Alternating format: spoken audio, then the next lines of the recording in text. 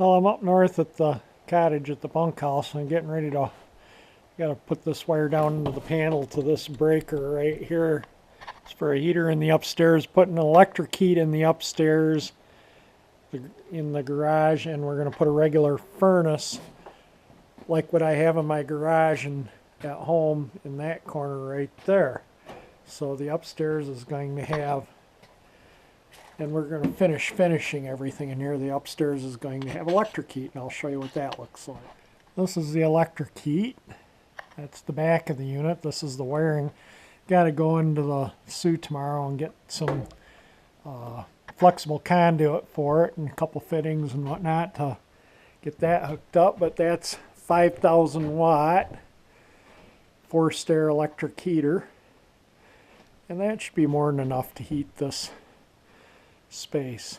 The garage is 24 by 32, and this is all insulated. It's all 2 by 6, so it's got a lot of insulation in it, so that heater should be more than adequate to make it comfortable to work up here. And this is the spec tag for the heater. If anyone wanted to see it. We got the wire all nailed to the wall through the panel and wired to the breaker and to the neutral bar and the ground bar. The inspector here wanted ground bars in the panel, and it doesn't make a lot of sense because the neutral and the ground are really the same thing, but he wants a ground stake. So you got to undo this to unground that from the neutral, and then you get these as your grounds from a ground stake. So a lot of circuits in there, isn't there? I wonder what would happen if I touched these right now, if I'd get a shock. Nope, I guess because no power's coming in yet.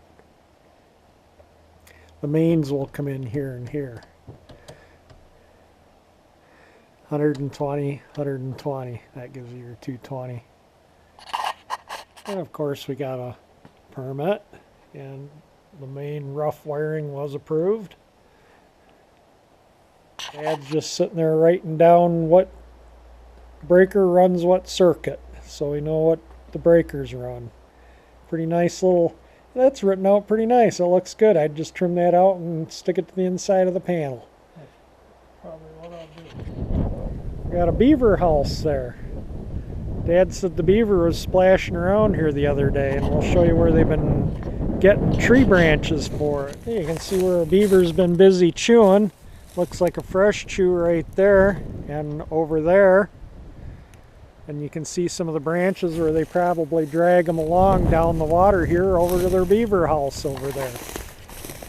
It'd be kind of neat to see the beaver. Look at all the chewings over in there. Holy mackerel. I don't know if they show up in the camera or not, but yeah. It's all from a busy beaver. There's some of the little chewings there. Be kind of neat to see it.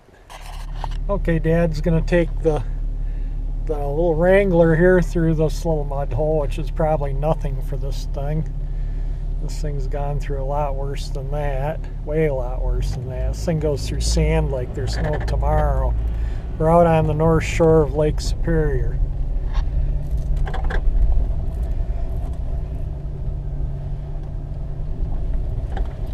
You can kind of see where we are. Actually, it's the south shore of Lake Superior, but the north shore of the Upper Peninsula. Oh, okay. Yeah, right. Yes. Picky. No, that's yeah, the north shore would be in Canada. So you're right. We are on the south shore of Lake Superior, but the northern side of the Upper Peninsula of Michigan.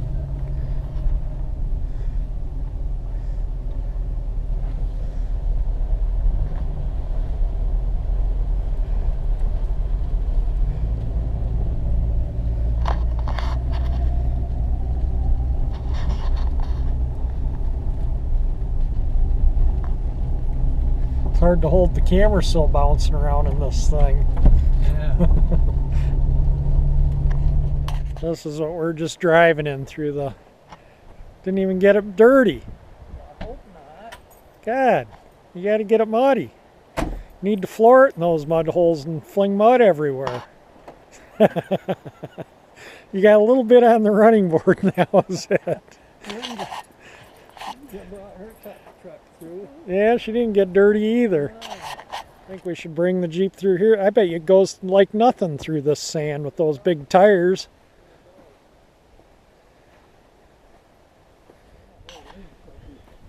Here we are on Lake Superior.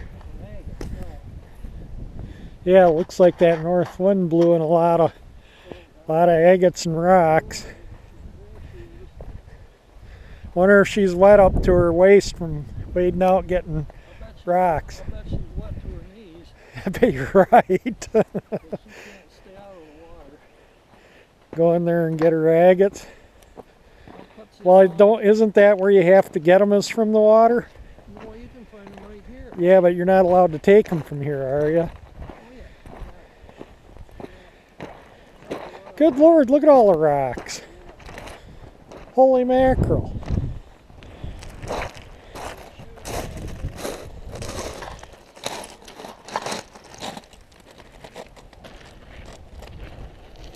Yeah.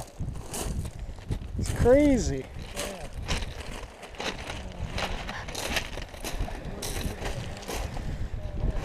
Largest of the Great Lakes.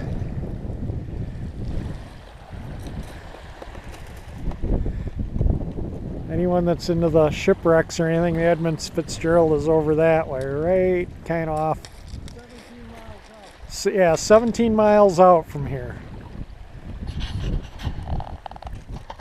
Lots of driftwood around.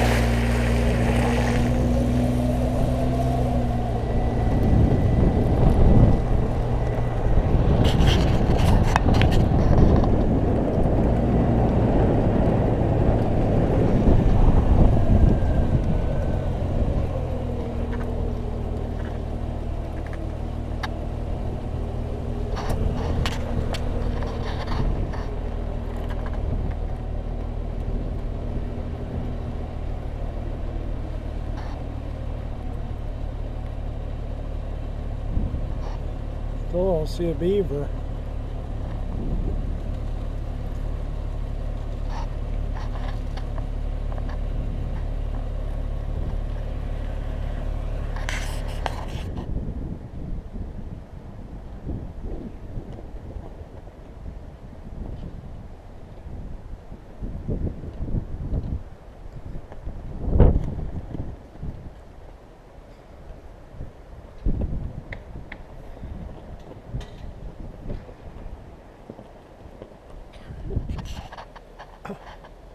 Fitzgerald sunk off Whitefish Point.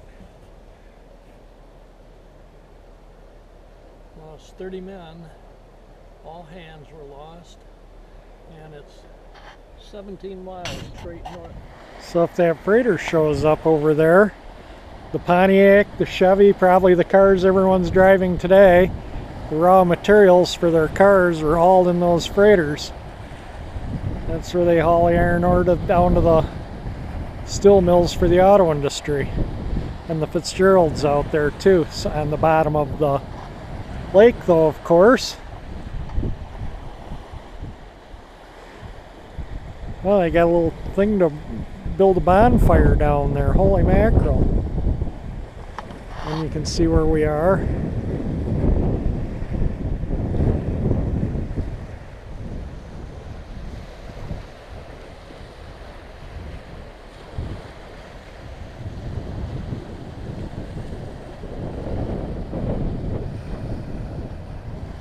Yeah, the winters are kind of harsher. As you can see, this is the steps from the deck here down onto the beach, and the winter storms kind of made it useless. You can see the rocks here to protect the deck. Pretty crazy, isn't it? Alright, we put this furnace up in the garage, upstairs of the garage. It's 5,000 watt. Has a little thermostat right here. It's wired in, hardwired. We put the wiring in a conduit, flex conduit. This unit will turn. These louvers are adjustable, which is kind of nice. So you can have them aimed where you want. You can turn the whole furnace. You can angle the whole furnace by loosening these. You can pivot the whole furnace. Pretty dandy little unit. Yeah, it is. Certainly is. So, yeah, now you can have heat up here once we get power into the garage. Yeah. Yeah. So, Hard right. to, wait a minute. Just there. That's better. We got a little light on the scene now. Okay, now you can see where the power comes out of this, magically out of the ceiling. And this is all going to be trimmed. This is going to, all the joints are going to be trimmed. Trim here. It's all going to be trimmed and varnished. It's going to, you know, we're just roughing it in right now, but all this plywood, you know, it's kind of up north, Ethan. up north. Yeah, the stained and trimmed plywood. You yeah. don't see too much drywall in cottages and places up here in the Upper Peninsula. in No, this that's area. true. So this is kind of the way people do it up here, Uh-huh. and it'll look nice. But you know, it still needs a lot of trimming. We gotta put some boards down where the knee wall is and stuff, and Yeah. finish insulating there, and so we can finish drywall or paneling, and Yeah. it's looking good. Yeah. It's going along nice, but we wanted to get the wiring in and get all the wiring done and everything done before we finish the walls off, because it's hard to run wiring when you get this stuff all in. So Yeah, we yeah. did take this panel down to run the wire. We ran a conduit there, ran the wiring up through there. Yeah, you So- can just barely see the conduit in the little lower left-hand part of the picture there. And you might mention this is the upstairs of a 24 by 32 I garage. think I did. Oh, you did mention part that? of the video. Yeah. Okay, alrighty. All right. Okay, you want me to push the button and turn it off? If you want. Alright. By the way, I was standing on a ladder, so this I wasn't. My head wasn't here. It's not like you're going to walk into it. You can actually walk underneath of it and Yeah. not clobber your head on it.